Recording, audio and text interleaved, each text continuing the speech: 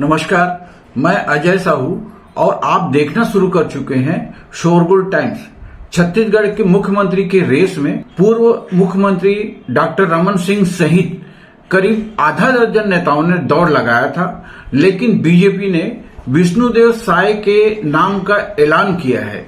मुख्यमंत्री के नाम की घोषणा होते ही भाजपा और कांग्रेस दोनों प्रमुख पार्टियों के राजनीतिक खेमे में इसके कई मायने निकाले जा रहे हैं। सबसे महत्वपूर्ण बात यह है कि बीजेपी ने प्रदेश में आदिवासी दांव के चलते साय के नाम को आगे किया है। इसे विशुद्ध रूप से आदिवासी वोटर्स को साधने बीजेपी की सोची समझी राजनीति मानी जा रही है। बता दें, चुनाव में आदिवासी वोटर्स की भूमिका काफी निर्णायक मानी जाती है। राज्य के करीब 32% आबादी आदिवासी है और 29 सीटें अनुसूचित जनजाति के लिए आरक्षित है, जिसके कारण ऐसा माना जाता है कि बिना आदिवासी वोटर की कोई भी पार्टी सरकार नहीं बना सकती। खास बात यह है कि अब तक के चुनावी इतिहास में जो पार्टी आदिवासी वोटर्स को अपने पक्ष में कर लेती है, उस पार्टी की सरकार बनना लगभग तय हो जाता है। इस बार के चुनाव में प्रदेश में 29 आरक्षित सीटों में 17 पर बीजेपी ने फतह हासिल की है। पिछली बार के चुनाव में बीजेपी को इन सीटों पर जोर का झटका लगा था।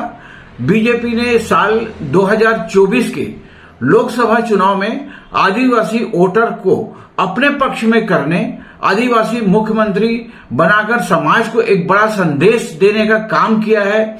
साल 2018 के चुनाव में बीजेपी की करारी हार को केंद्रीय नेतृत्व ने काफी गंभीरता से लिया था और यही कारण है कि इस बार के चुनाव में पीएम मोदी, गृह मंत्री अमित शाह ने चुनाव की पूरी कमान संभाल रखी थी। इस चुनाव में फतह हासिल होने के बाद बीजेपी ने साल 2024 के लोकसभा चुनाव की तैयारी अभी से शुरू कर दी है।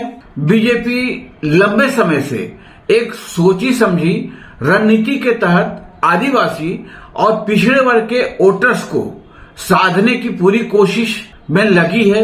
इसका एक तरीका उसने ढूंढ निकाला है।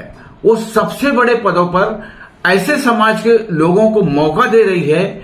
इसी के तहत बीजेपी ने प्रदेश में आदिवासी कोटे से मुख्यमंत्री के नाम की घोषणा की है। बीजेपी ने इस विधानसभा चुनाव में भ्रष्टाचार को एक बड़ा मुद्दा बनाया था। यहां तक पीएम नरेंद्र मोदी भी चुनाव के समय कांग्रेस सरकार को भ्रष्टाचारी सरकार करार देते रहे हैं। बीजेपी 2024 के चुनाव में भी भ्रष्टाचार को एक बार फिर सबसे बड़ा मुद्दा बनाने वाली है। पीएम मोदी खुद अपने कई कार्यक्रमों में ऐलान कर चुके हैं कि लूटने वालों को पैसा वापस करना पड़ेगा।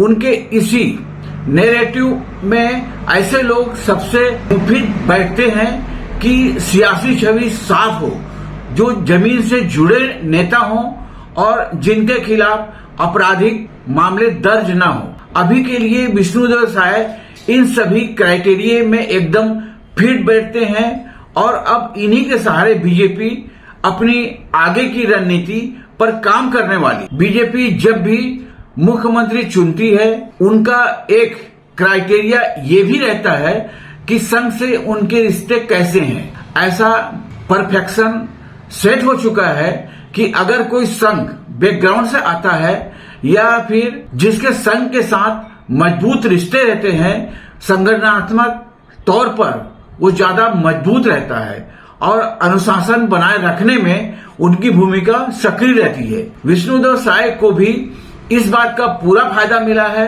उनका संघ का करीबी होना उन्हें पहले ही सीएम रेस में एकदम प्रबल दावेदार बनाया गया था। बीजेपी वैसे भी 2024 से पहले एक ऐसे नेता की तलाश में थी जो सभी को एकजुट कर सके, जिसकी संगठन पर मजबूत पकड़ रहे। साय तो कई बार प्रदेश अध्यक्ष की भूमिका भी निभा चुके हैं। ऐसे में उनके पास अनुभव की कोई कमी भी नहीं है। बीजेपी का छत्तीसगढ़ को लेकर आदिवासी दांव चल गया है। इसका असर सिर्फ राज्य तक सीमित नहीं रहने वाला है। पार्टी का फोकस 2024 के चुनाव पर तो है ही, उसे झारखंड में जेजेपी की सियासत को चोट पहुंचानी है और उड़ीसा में पटनायक के शासन को चुनौती देनी है। इन दोनों ही राज्यों में आदिवासी वोट बैंक सक्रिय भूमिका निभाते हैं। बीजेपी वैसे भी नैरेटिव की लड़ाई हमेशा से ही आगे रहने की कोशिश करती है।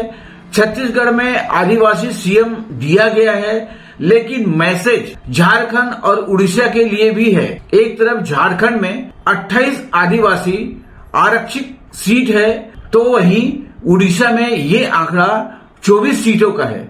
माना जा रहा है कि एक आदिवासी मुख्यमंत्री के बाद पार्टी को इस समुदाय को साधने के लिए अपना सबसे बड़ा स्टार प्रचारक भी मिल गया है, यानी कि विष्णुदेव साय का इस्तेमाल बीजेपी झारखंड से लेकर उड़ीसा तक के चुनाव में कर सकती है।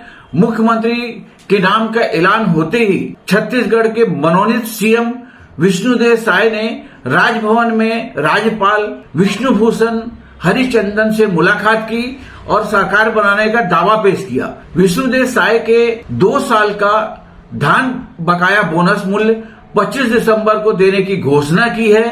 पार्टी से जुड़े नेताओं का कहना है पूर्व मुख्यमंत्री रमन सिंह ने मुख्यमंत्री पद के लिए विष्णुदेव साय के नाम का प्रस्ताव रखा था। वहीं पार्टी के प्रदेश अध्यक्ष अरुण साव और वरिष्ठ नेता बृजमोहन अग्रवाल ने उनका समर्थन किया है। विधायक दल की बैठक में शामिल होने से पहले रमन सिंह ने कहा कि छत्तीसगढ़ में डिप्टी सीएम भी बनेंगे। वहीं अब डिप्टी सीएम बनाने को लेकर चर्चा हो रही है। डिप्टी सीएम के लिए अरुण साव और विजय शर्मा का नाम सामने आ रहा है। वहीं रमन सिंह को विधानसभा स्पीकर बनाया जा सकता है। छत्तीसगढ़ के नए मुख्यमंत्री बनने पर विष्णुदेव साय ने कहा, मैं पूरी ईमानदारी के साथ सबके विश्वास पर खरा उतरने की कोशिश करूंगा और मोदी की गारंटी के तहत छत्तीसगढ़ की जनता के लिए किए गए वादे पूरे किए जाएंगे। पहला काम 18 लाख आवास देने का होगा। पूर्व सीएम बघेल ने ट्वीट कर विष्णुदेव साय को बधाई दी।